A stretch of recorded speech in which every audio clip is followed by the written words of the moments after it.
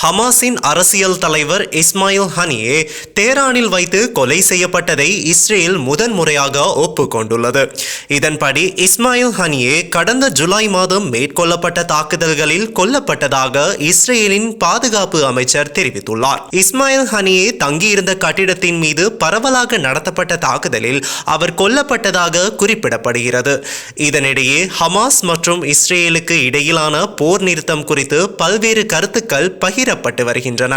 இதன்படி ஹமாஸுடனான போர் நிறுத்தத்தை ஒப்புக்கொள்வதில் சில முன்னேற்றங்கள் ஏற்பட்டுள்ளதாகவும் உடன்படிக்கை எட்டப்படும் காலத்தினை குறிப்பிட முடியாது எனவும் இஸ்ரேலிய பிரதமர் பெஞ்சமின் நெதன்யாகு தெரிவித்துள்ளார்.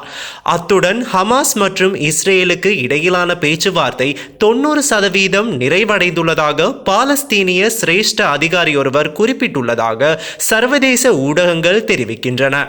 இவ்வாறானதொரு பின்னணியில் கடந்த 24 மணி நேரத்தில் இஸ்ரேல் நடத்திய தாக்குதலில் 58 பேர் கொல்லப்பட்டதாக ஹமாஸ் அதிகாரிகள் தெரிவித்துள்ளனர்.